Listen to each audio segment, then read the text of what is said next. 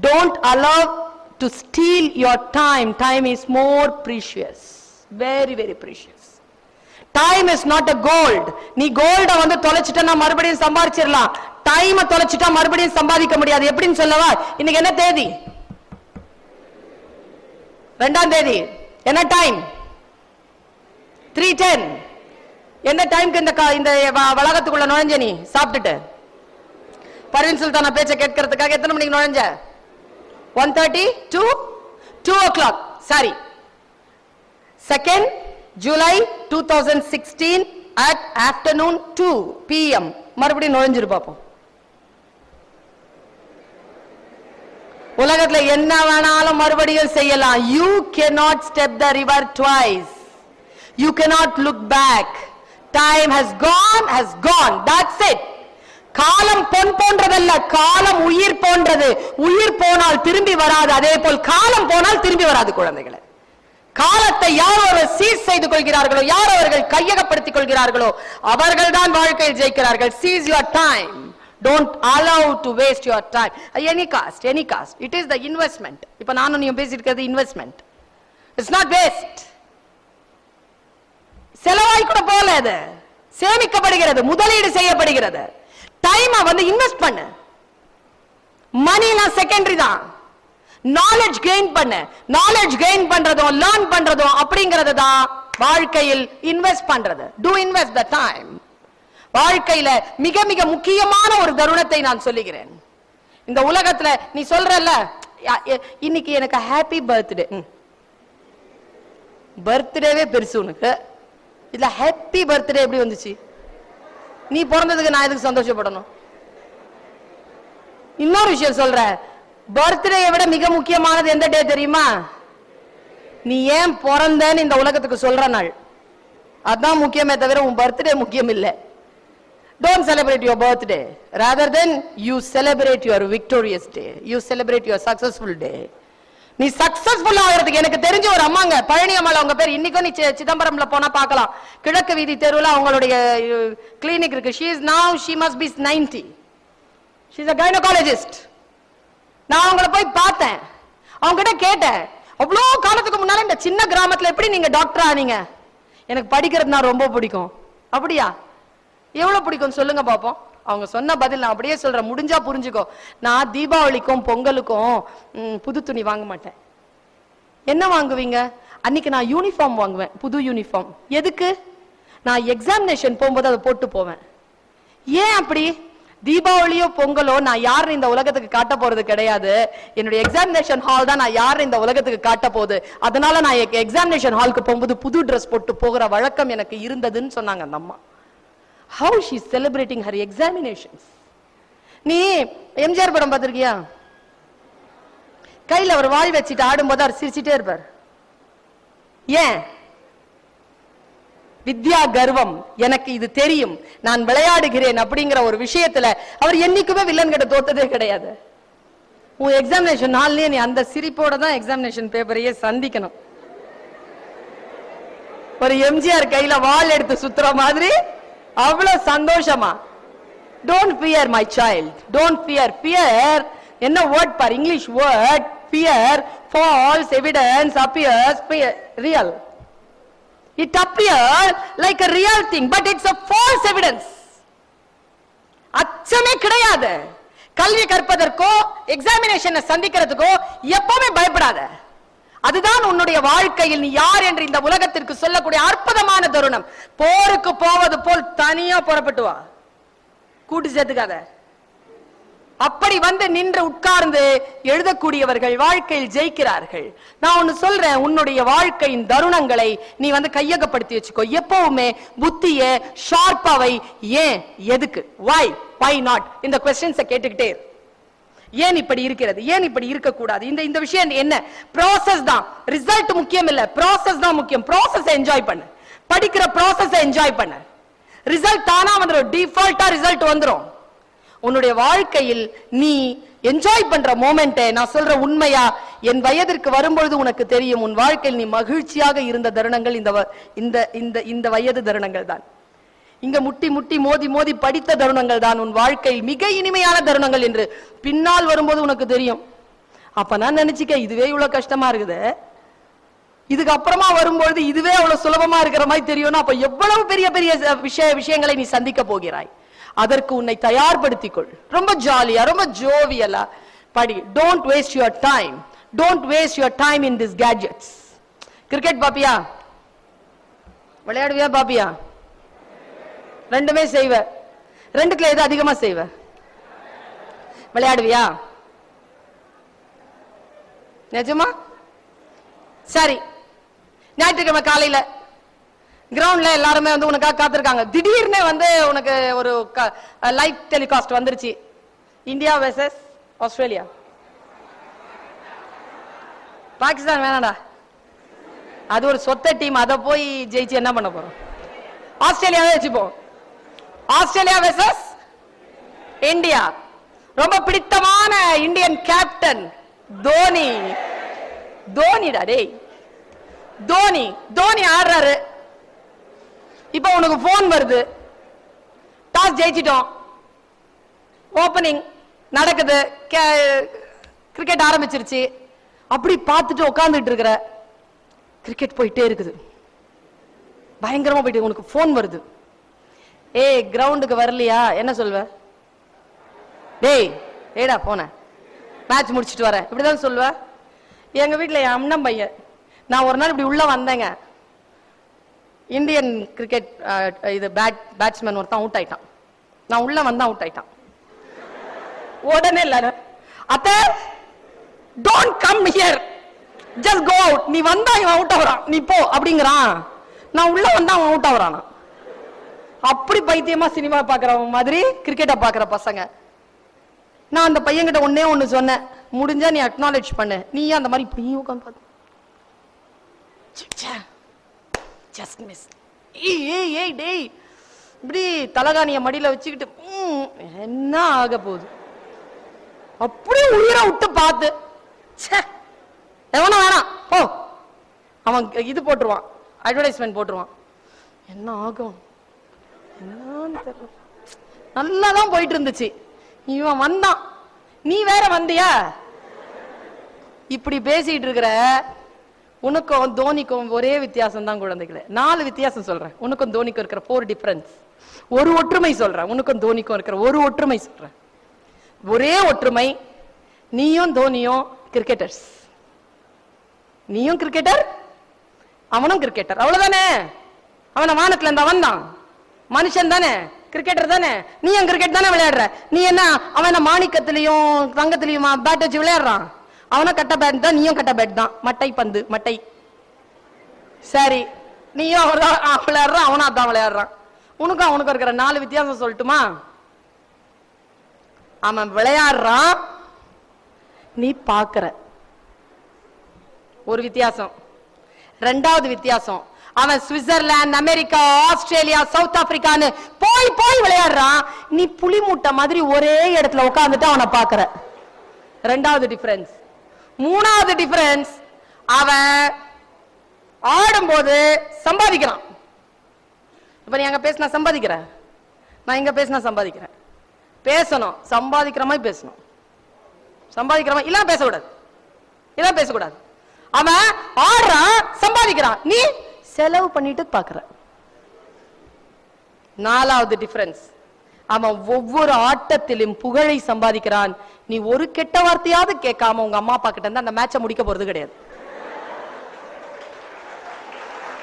உனக்கும் அவனுக்கும் இருக்கிற டிஃபரன்ஸ் இதுதான். நான் ஒன்னே ஒன்னு சொல்றேன், இறங்கி ஆடு, ஆடு. உன்னுடைய கோர்ட், உன்னுடைய பீச், உன்னுடைய விஷயங்கள்ல உன்னுடைய பேட், உன்னுடைய பால், ஆடுங்கிறனா. வேடிக்கை பார்ப்பதை விடு, ஆடு. நான் பேசி பேசி பழகினேன், மற்றவர்களை பார்ப்பேன். எப்ப தெரியுமா? வியக்கிறதுக்காக பார்க்க மாட்டேன், ஸ்டைல், அவங்களுடைய ஸ்டைல் ஓகே ரொம்ப பிடிக்கும், அதுக்காக கற்றுக்கொள்வதற்காக தான் பார்ப்பேனே தவிர என்டர்டெயின்மெண்ட்காக நான் எதையும் பார்த்ததே கிடையாது. என்டர்டெயின்மெண்ட்காக உன்னுடைய டைமை செலவழிக்காத, யாரையும் பார்த்து வியக்காத.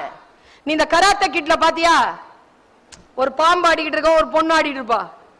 அதை பார்த்துட்டு அந்த பையன் ஓடி போய் ஜாக்கி சான் கிட்ட சொல்ல, master master that woman is dancing like a snake master அப்படிமா. உடனே அவர் சொல்லுவாரு, no child, that the woman is not dancing like a snake, but the snake is dancing like a woman. அப்படிம்பாரு. நமக்கான செய்தி என்ன தெரியுமா? இந்த உலகம் ஆடுற மாதிரிலாம் நாம் ஆடக்கூடாது. நாம் ஆடுற மாதிரி இந்த உலகம் ஆடணும். அப்படி ஆட்டத்தை ஆடணும். அப்படி ஆட வேண்டும் என்றால் என்ன செல்ஃப் கான்பிடன்ஸ், எந்த அளவிற்கு உழைப்பு, எந்த அளவிற்கு பயிற்சி உங்களுக்கு இருக்கணும். மனதில் இருக்கக்கூடிய விஷயங்களில் சில விஷயங்களை ஓபன் ஆக்கு. வாயின்னு கேளு. நான் ஒரு கதையோட நான் நிறைவு செய்றேன். எனக்கான நேரம் நெருங்குகிறது. ரொம்ப ரொம்ப பிடித்தமான கதை. நீங்க வாட்ஸ்அப்பை பயன்படுத்த கூடாதுன்னு நான் சொல்லிட்டேன். வாட்ஸ்அப்ல இது ரொம்ப ஃபேமஸ். இந்த கதை ரொம்ப ஃபேமஸ். இந்த கதை நான் ஹாங்காங்ல பேசினது. நான் எப்பவுமே எனக்கு ரொம்ப பிடிக்குது. எனக்கு டைம் பாஸ் கிடையாது குழந்தைகளை. பொழுதுபோக்கு கெட்ட வார்த்தை அது, தெரியுமா உனக்கு? சும்மா இருந்தாலே போயிடும். நீ என்னத்துக்கு போகிற? இப்போ நீ போக்குனியா? 1:30 மணிக்கு வந்த, இதோ 2 ஆச்சு, 3 ஆச்சு, 3:30 ஆயிடுச்சு, இதோ கொஞ்ச நேரத்துல துரத்தி விட்டுருவாங்க உன்னை வெளில. அவ்வளவுதான், போகணும். அதுவும் நீ அடுத்த மார்ச் ஏப்ரல் வரைக்கும் தான் இந்த ஸ்கூல்ல வச்சுட்டு அப்புறம் துரத்தி விட்டுருவாங்க, போகணும். அவ்வளவுதான். அந்த அந்த அந்த அந்த விஷயங்கள் இருக்கு இல்லையா, அது வந்து நம்மள எந்த விதத்துல வந்து அதை யூஸ் பண்ணிக்கணும் அப்படிங்கறதுல வந்து ரொம்ப மன தெளிவுல இருக்கணும். எனக்கு வந்து பொழுதுபோக்கு கிடையாது, ஆனா எனக்கு என்டர்டெயின்மெண்ட் இருக்கு. என்டர்டெயின்மெண்ட் இல்லாம எப்படிங்க இருக்கிறது? இப்ப நான் பேசுறது கூட தான் கேக்குறீங்க, நம்ம நல்லா பேசுது இல்ல அப்படின்னு என்டர்டெயின்மெண்டா எத்தனை பேர் பார்த்துட்டு இருக்கீங்க? சொல்றதை பேசுறது கேக்குறீங்களோ இல்லையோ? என்டர்டெயின்மெண்ட் இல்லாம மனசு ரொம்ப வாடி போயிருங்க. we need entertainment. என்னுடைய என்டர்டெயின்மெண்ட் என்னவா இருக்கு தெரியுமா? என்னுடைய என்டர்டெயின்மெண்ட் என்னன்னா, நீ சொன்னா ஆச்சரியப்படுவ, தலையில அடிச்சுக்குவ, புக் ரீடிங். ஐயோ இத போய் என்டர்டெயின்மெண்ட் இந்த அம்மா சொல்லுது. ஒரு நாளைக்கு 4 மணி நேரம் படிப்பேன். இந்த இவ்வளவு பெரிய பேக் இருக்குன்னா 3 புக் இருக்கு உள்ள. ஒரு புக் இல்லாம இன்னொரு புக், இன்னொரு புக் இல்லாம இன்னொரு புக் படிச்சுக்கிட்டே இருப்பேன். கிளாஸ்க்கு இல்ல, தனித்தனியான புக்ஸ். ஏதாவது ஒரு புக்கை படிக்கிறது தான் எனக்கு அப்படி ஒரு இன்டாக்சிகேஷன், எனக்கு போதை. சில பேருக்கு வந்து வேற வேற விதங்களில் போதை இருக்கு. எனக்கு வந்து படிக்கிறது போதை. எதுல இருந்து வந்து தெரியுமா இந்த போதை? எங்க அண்ணன் இருந்தான், இருக்கிறான் இப்பவும். அவன் என்னை விட 6 வயசு பெரியவன். நான் 6th ஸ்டாண்டர்ட், அவன் 11th ஸ்டாண்டர்ட். அவர் வந்து லெண்டிங் லைப்ரரியில போய் புக்கு எடுத்துட்டு வருவார். எங்க வீடு 2வது மொட்டை மாடியில ஷீட் வீடு. தண்ணியே கிடையாது ராயப்பேட்டால, சென்னையில. நான் படிக்கும் போதெல்லாம் தண்ணி கிடையாது. கீழே இருந்து போய் குடம் குடமா எடுத்துட்டு வரணும். 16 குடம் எடுத்துட்டு வரணும். அது எங்க அண்ணன் தான் எடுத்துட்டு. எங்க அண்ணன் ரொம்ப அழகா இருப்பான். அப்பவே ரகுவரன் மாதிரியே இருப்பான். ரகுவரன்லாம் ஒரு அழகான்னு கேக்குறியா? எனக்கு எங்க அண்ணன் அழகு தானே. அப்படி உயரமா இருப்பான். அவன் வந்து எப்படி தெரியுமா, அந்த சைக்கிள்ல வந்து அந்த பின்னால அந்த பானை இருக்குல்ல, அந்த பிளாஸ்டிக் குடம், அதை வந்து கயிறு கட்டிட்டு 3 கட்டுவான். 1 2 3 1 2 6 குடம் எடுத்துட்டு வருவான். சைக்கிளை அழுத்தி எடுத்துட்டு வந்துருவான். எடுத்துட்டு வந்துட்டு அந்த 2 குடத்தை எடுத்துட்டு இப்படி சைட்ல ஏறுவான், இந்த மாடிப்படிய. மேலேருந்து பார்ப்பேன், சே எவ்வளோ அழகா எடுத்துட்டு வரான் பாருன்னு சொல்லி நினைப்பேன். அவன் விறுவிறுக்க எடுத்துட்டு வந்து அப்படியே வச்சிருவான். அப்படி மசில்ஸ்லாம் அப்படி இருக்கும் அவனுக்கு, +1லயே அப்படி வந்து வச்சுட்டுப்பான். அவன் எல்லாம் அதை வச்சு அந்த அந்த வேலை தவிர்த்து வேற எந்த வேலையும் செய்ய மாட்டான். அந்த ஒரு வேலை தான். அதனால முடிச்சுட்டு வந்துட்டு உட்காந்து படிப்பாரு அவரு. பின்னால பார்த்தா கவர்ச்சியான முகப்பட்ட இருக்கும், ஒற்றை கண் அரக்கன். அப்படியே ஒரு கண்ணெல்லாம் போட்டிருக்கும், சதக் சதக் அப்படின்ட்டு ரத்தம் போற மாதிரி, கிரைம் நாவல் அப்படின்னு எழுதியிருக்கோம். எனக்கு ரொம்ப ஆசை அது ஒரு நாளாவது எடுத்து படிக்கணும்னு. தரவே மாட்டான் பாருங்க, எங்க வைப்பான்னு தெரியாது. படிப்பான், எங்கேயோ சொருகிப்பான், இப்படி பாக்கெட்லயே வச்சுப்பான், போயிடுவான். எங்கேயோ அவன் பின்னால வச்சுப்பான், சட்டைக்குள்ள போட்டுக்குவான். எங்க கண்ணியா கூட விட மாட்டாங்க. மத்த யார், எனக்கு ஒரு அண்ணன், ஒரு அக்கா, ஒரு தம்பி, ஒரு தங்கச்சி, வீடு கும்பலா இருக்கும், யாருமே கண்டுக்க மாட்டாங்க. நான் மட்டும் அவங்க கிட்ட போய், அண்ணே அந்த புக்க கூட, ஏய் போ அப்படிமா. அண்ணே ப்ளீஸ் அது கூட. புக்கு வேணுமா உனக்கு? 12 வயசுங்க எனக்கு, 12 வயசு சார். புக்கு வேணுமா உனக்கு? மரியாதை அப்படி அப்படிமா. மறுபடியும் எல்லாம் அந்த தூண்ல சாஞ்சிக்கிட்டேன். அண்ணே அவனுக்கு சின்ன வயசுல எனக்கு பாய், அப்படி முஸ்லிம்ஸ் உருது ஸ்பீக்கிங் வீட்டுல பாய் அப்படின்னு சொல்ல வராதுல்ல. நான் வந்து எனக்கு மழலை மாறுற வரைக்கும் அவனை ஆய் அப்படின்னு கூப்பிட்டு இருந்தேன். அவனை கலாய்க்கணும்னா அண்ணான்னு கூப்பிட மாட்டேன், ஆய் அப்படின்னு கூப்பிடுவேன். அவனுக்கு கோபம் வரும், ஏய் ஒழுங்கா கூப்பிட முடியுமா? அப்படியே தூண்ல சாஞ்சிட்டு ஆய். கூட அப்படின்னா ஒத்துக்கவே மாட்டாங்க. அவன் கடைசி தொல்லை தீரணும்ட்டு ஒரே வருஷம் சொன்னான், 25 பைசா கொடுத்தாரேன் அப்படின்னா.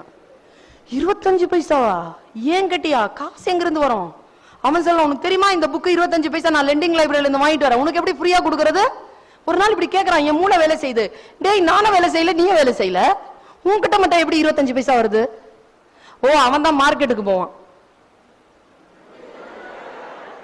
அவனுக்கு எப்படி வருதுன்னு தெரிஞ்சிருச்சு எனக்கு.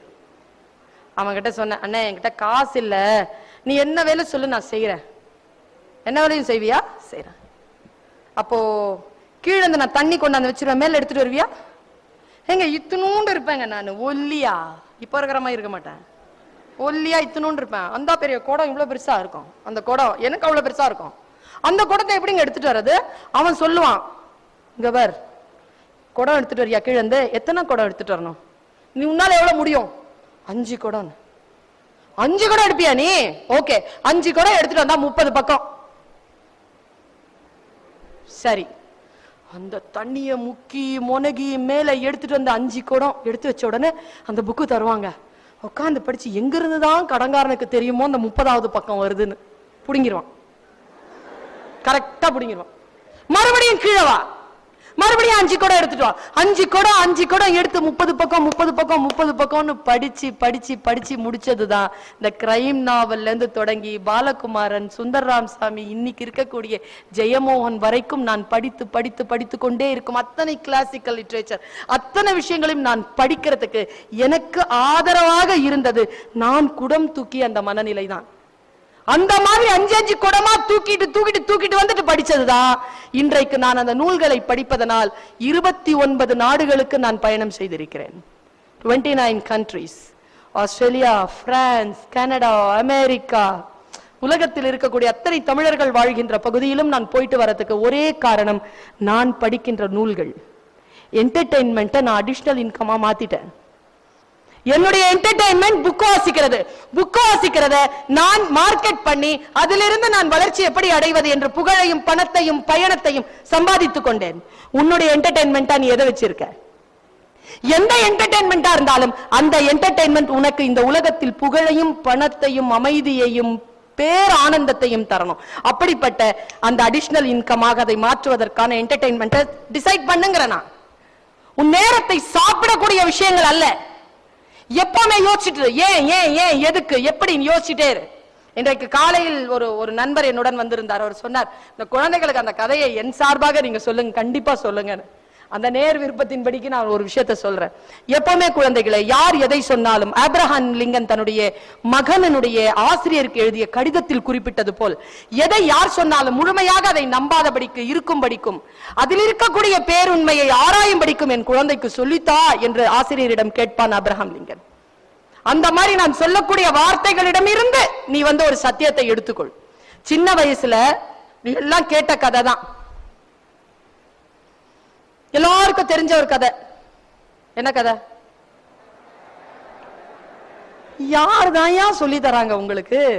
சிலபஸ்ல இல்ல, எல்லாருக்கும் தெரியும். காக்கா காக்கான்னு ஒரு காக்கா இருந்துச்சான். அந்த காக்காவுக்கு பசிச்சுதான். பச்சை காக்கா என்ன பண்ணுச்சு? போய் வடைய திருடிருச்சான். அப்புறமா மரத்துல உட்காந்துச்சான். அப்ப நரி என்ன சொல்லுச்சான்? நீ அழகா இருக்க, நல்லா பாடுன்னு பொய் சொல்லுச்சான். அப்புறமா காக்கா ஏமாந்து போச்சான், நரி ஏமாத்திருச்சான். பசி, திருட்டு, பொய், ஏமாத்துறது, ஏமாந்து போறது நீதி கதை. காலங்காலமா சொல்லிட்டு இருக்கிறாங்க. சிலபஸ்ல எல்லாம் பாட்டி சொல்லி தந்துடுறான். பாட்டி வடை சுட்ட கதை. இது பாட்டி வடை சுட்ட கதை அல்ல, பாட்டியிடமிருந்து காக்கா வடையை சுட்ட கதை, காக்காவிடமிருந்து நரி வடையை சுட்ட கதை. இது என்னங்க மோரல், மொராலிட்டி? என்ன மொராலிட்டி இது? பசி, திருட்டு, பொய், பாருங்க. சைனாவில் இதே கதையை சொல்லிது. எனக்கு சைனா ரொம்ப பிடிக்குங்க, ரொம்ப பிடிக்கும் சைனாவை. ஏன் தெரியுமா? சைனாவுடைய அப்ரோச்சே டிஃபரெண்ட். நாம நிறைய விஷயங்களை சைனா கிட்ட இருந்து கத்துக்கணும். உண்மையா சொல்றேன், பல விஷயங்களை கத்துக்கணும். இன்னைக்கும் இந்திய அரசாங்கம் வரைக்கும் கற்றுக்கொள்ள வேண்டும் அதனுடைய ஐடியாலஜிய. அவன் சொல்றான் பார், நாம 7 ல இருந்து 9 போமா? கணக்கு சொல்லு. 7ல இருந்து 9 போகுமா? போவாது. என்ன பண்ணலாம்? பக்கத்துல இருந்து கடன் வாங்கு. சரி, கடன் வாங்க, நீ திருப்பி கொடுத்தியா? கடன் தானே வாங்கின. காலங்காலம் கடன் வாங்கு, கடன் வாங்கு, கடன் வாங்கு. நாய் சேகர் மாதிரி, நாய் சேகர் மாதிரி கடன் வாங்கு, கடன் வாங்கு, கடன் வாங்கு. என்னது? கடன் வாங்கினா திருப்பி கொடுக்கணும்ல. இங்க பாருங்க, இவர் வந்து இறங்கின, சூடா ஒரு கப் காபி கொடுத்தாரு, பசியா இருந்தது, அடங்கிருச்சு. செய்த உதவி. போனுக்கு கொஞ்சம் சார்ஜ் பண்ணிருங்க சார் சொன்ன 200 ரூபாய் சார்ஜ் பண்ணிருக்காரு. வீட்டுக்கு போய் அந்த 200 ரூபாய் அவருக்கு திருப்பி அனுப்பணும். நல்லா ஞாபகம், அவர் கொடுத்த காஃபியும் அவர் கொடுத்த 200 ரூபாயும் ஒண்ணு இல்ல. பார், சைனால என்ன சொல்றாங்க பார், 7 வீட்டுக்கு 9ஆம் நம்பர் வந்திருக்குதான். உடனே 7 தவிக்குதான். ஐயோ, நம்ம வீட்டுக்கு யாரோ வந்துட்டாங்களே, நம்ம கிட்ட இருந்து ஒண்ணு கொடுக்கணுமே, நம்ம கிட்ட இல்லையேன்னு தவிக்கும் போது நம்ம என்ன சொல்லி தரோம்? பக்கத்துல உனக்கு கடன் வாங்கணும். அங்க அப்படி சொல்லி தரல. அங்க என்ன சொல்லி தராங்கன்னா, அப்படி 7 தவிக்கும் பொழுது பக்கத்தில் இருக்கும் ஒரு எண் தன்னிலிருந்து ஒன்றை தந்து உதவும். தருமா? இது தருமா? நான் ஏங்குறது இல்ல, இது தரும். இப்போ அவர் கொடுத்த காஃபி இருக்குல்ல, சூப்பரா இருந்துச்சு காஃபி. நான் வீட்டுக்கு போயிட்டு சரவணா பவன்ல இருந்து ஒரு காஃபி வாங்கி பேக் பண்ணி இவர் காமிச்சிருவா? 200 rupees எப்படியும் பேங்க்ல போட போறேன். 200 rupees என்பது கடன், உரியவர்களுக்கு திருப்பி தர வேண்டும். ஆனால் பசித்த பொழுது எனக்கு அவர் தந்த காஃபி உதவி. என் முன்னால் பசியோடு யாரேனும் வந்தால் அது அவர்களுக்கு திருப்பி தந்து விட வேண்டும். இதுதான் அடிப்படையில் தார்மீக பொறுப்பு. Morality in education. மேத்தமேட்டிக்ஸ் அப்படி சொல்லி தராங்க சைனால பாருங்க. இதே காக்கா கதை எப்படி சொல்லி தராங்க குழந்தைகள். ரொம்ப அலர்ட்டா கேளுங்க, நான் முடிக்க போகிறேன். அங்கே காக்கான்னு ஒரு காக்கா இருந்தது. சைனா காக்காங்கிறதுனால கண்ணு கொஞ்சம் இப்படி இருக்கும், சரியா? அந்த காக்கா வந்து நேரா வந்து பசிக்குது. அந்த காக்கா, பசிச்ச காக்கா நேரா தூரத்துல இருந்து ஏதோ ஒரு புகை வர மாதிரி இருக்க. ஐயோ பாட்டி, அப்படி நேரா போய், பாட்டி அங்க வடை சுடுவாள், நேரா பாட்டி கிட்ட போய் உட்காருது. ஃபர்ஸ்ட் சொல்லி தரா பாரு குழந்தை கிட்ட, ஒரு அம்மா, ஒரு டீச்சர், ஒரு பாட்டி. பசிச்சுதா, நேரா போய் எங்க சாப்பாடு இருக்கோ அங்க உட்காந்து ஃபர்ஸ்ட் சொல்லு, பசிச்சுன்னா சொல்லு. நேர்மை. பாட்டி பசிக்குது, எனக்கு ஒரு வடை தாயே. நேர்மை. பாட்டி சொல்றா, இரு காக்கா, ஈர வரக வச்சு கஷ்டப்பட்டுட்டு இருக்கேன், வடை சுட்ட உடனே தரேன் அப்படின்னு யோசிக்குது காக்கா. நமக்கு ஹெல்ப் பண்றேன்னு சொன்ன இந்த பாட்டிக்கு நாம ஹெல்ப் பண்ணலாமே, நமக்கு தான் கூடு கட்ட தெரியுமே என்று போய் காய்ந்த சுள்ளிகளை கொண்டு வந்து போட்டது காக்கை. உழைப்பு, நேர்மை, பசி, நேர்மை, உழைப்பு. உழைத்த காக்கை காத்துட்டு இருக்கு. பாட்டி அந்த சுள்ளி எடுத்து வடை சுட்டுட்டா. வடை சுட்ட ஜோர்ல காக்காய மறந்துட்டா பாட்டி. ஏன்னா அது கம்யூனிச நாடு, முதலாளித்துவம், கேபிட்டலைசேஷன். அந்த முதலாளித்துவத்தில் தான் சுட்ட வடையை அந்த தொழிலாளிக்கு தராமல் ஏமாற்றுகிறாள் பாட்டி. உடனே காக்கை கேட்கிறது, தொழிலாளர் உரிமை. ஏ பாட்டி, நான் முதலில் கேட்டது பிச்சை, இப்பொழுது நான் கேட்கிறேன், நான் உழைத்த உழைப்பிற்கு கூலி கொடு. உரிமை. வாங்கி கொண்டு, ஐயோ சாரிடா ராஜா மறந்துட்டேன் என்று சொல்லிட்டு வடைய கொடுக்கிறா பாட்டி. வடையை எடுத்துட்டு காக்கா மேல போய் உட்காருது. மேல போய் உட்கார்ந்த உடனே எல்லா நாடுகளிலும் போய் சொல்லுகின்றவர் ஏமாற்றுகிறவர்கள் இருக்கிறாங்க தானே, அங்கேயும் ஒரு சைனா நரி வந்துட்டு சொல்லுச்சு, காக்கா நீ அழகா இருக்கிறியே, நல்லா பாடுறையாம, நீ ஒரு பாட்டு பாட. அப்படியா அப்படின்னு சொல்லிட்டு வாயை திறந்துச்சு காக்கா. வடை கீழே விழுந்தது. நம்ம கதையை அதோட முடிச்சோம் தானே. சைனாக்கார முடிக்கல பாரு கதைய. கீழே விழுந்தது. நரி வாயில கவிர்ச்சி. அந்த ஒரு வினாடி பாக்குது காக்கா, அடே நான் உழைத்த உழைப்பை இன்னொருவன் திருடுவதா என்று சுய விழிப்புணர்வு கொள்ளுகிறது. தொழிலாளர் விழிப்புணர்வு அடைந்தவுடன் கா என்று கத்துகிறது காக்கை. அங்கே 1000 காக்கைகள் கூடின யூனியன். 1000 காக்கைகள் கூடியவுடன் என்ன ஆயிற்று? கதை இப்படி முடிக்கிறார்கள் அந்த நாட்டில். குழந்தைகளே, அந்த காட்டில் அந்த ஒரு காக்கைக்கு தான் உழைத்த உழைப்பிற்கான அந்த கூலி மட்டும் திரும்ப கிடைக்கவில்லை. அந்த சாதாரண தொழிலாளியை ஏமாற்ற வேண்டும் என்று திட்டம் போட்ட நரி அந்த 1000 காக்கைகளுக்கு உணவானது என்று சொல்லி முடித்தார்கள். அதான் கம்யூனிசம். அதான் ரெட் கலர்ல இருக்குது. இப்படி சொல்லி முடிக்கிறார்கள் அந்த கதையை குழந்தைகளே. யார் எதை சொன்னாலும், ஏன், எதற்கு, ஏன் இப்படி இல்லை, ஏன் இப்படி இருக்க வேண்டும், நம் நாட்டில் ஏன் இவ்வளவு இழிநிலை இருக்கிறது, நீ கொஸ்டின் கேளு. என் பையன் என்கிட்ட கேட்டான் 7 வயசுல, ஏமா குடிக்கிறது தப்பு தானே? ஆமா, அப்ப ஏன் குடிக்காதன்னு சொல்றவங்கள அரசாங்கம் ஜெயில போடுது? குழந்தை கேட்டான் கேள்வியை, நீங்களும் கேளுங்கள். ஏன்பா வெளிநாட்டுல யூரின் டாய்லெட் நீ ரோட்ல போனா உனக்கு ஃபைன், அவன் கட்டி வச்சிருக்கிற கட்டடத்துக்குள்ள போனா ஃப்ரீ. நம்ம ஊர்ல வெளியில போனா ஃப்ரீ, கட்டடத்துக்குள்ள போனா ஃபைன். ஏன் கேளுங்கிற நான். Rice questions. எதற்காக நம் நாடு இப்படி இருக்கிறது? ஏன் என்னென்ன மாற்றங்கள் வர வேண்டும்? அறிவியல், இலக்கியம், பொருளாதாரம், வணிகம், வரலாறு, இதில் எல்லாம் என்னென்ன மாற்றங்கள் நிகழ வேண்டும் என்கின்ற நோக்கிலே நீ படி. +2 படிச்சு பாஸ் பண்ணிட்டு வேற ஒரு டிகிரிக்கு போறதுக்காக மட்டும் அல்ல இந்த படிப்பு. உன்னுடைய லெவல்ல நீ அபவ் ஆக்கிக்கோ. நான் உண்மையா நான் நம்புறேங்க, இந்த 17 வயது இந்த 16 வயது தான் உண்மையிலேயே மிக முக்கியமான வயது. உன்னுடைய மிக முக்கியமான அந்த குவாலிட்டி, உன்னுடைய மைண்ட் குவாலிட்டியை ஆன் பண்ணிவை. எப்பொழுதுமே விழித்திரு. நான் நம்புகிறேன் சிகரம் உங்கள் உயரம் என்று நான் கொடுத்த தலைப்பிற்கான முடிவில் நிற்கிறேன். சிகரம் என்பது உன் உயரம் தான். இன்னைக்கு சொல்லிட்டு போற இந்த ரகசியத்தை, யாரோ ஒருவன் தொட்ட சிகரத்தை தொடுவதல்ல சிகரம் தொடுவார்கள். உன் உயரத்தின் எல்லையை தொடுவதுதான் சிகரம் தொடுவது. யார் ஒருவர் தன் உயரத்தின் எல்லையை தொடுகிறாரோ, நீ 80 மார்க் வாங்குற பிள்ளையா இருந்தா நீ 75 மார்க் வாங்கிட்டு சாவவே கூடாது. 80 வாங்கிட்டு தான் போகணும். நீ 75 வாங்காம இருன்னு சொல்றது மாதிரி நீ 90 வாங்க வேண்டிய அவசியம் இல்ல. 80 நீ வாங்கிட்டேன்னா நீ சிகரம் தொட்ட மனுஷி. உன்னுடைய ஹைட்டை நீ ரீச் பண்ணிட. உன்னுடைய டீச்சர்ஸ் உங்ககிட்ட சொல்ற வார்த்தை தெரியுமா?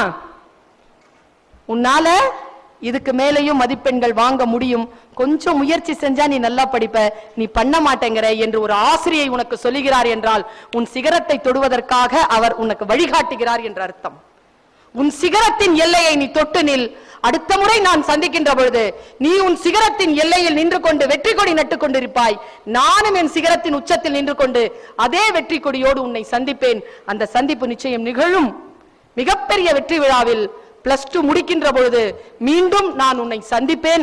அந்த வாய்ப்பை வல்ல இறைவன் எனக்கு தருவான் என்கின்ற நம்பிக்கையோடு உங்கள் அத்துணை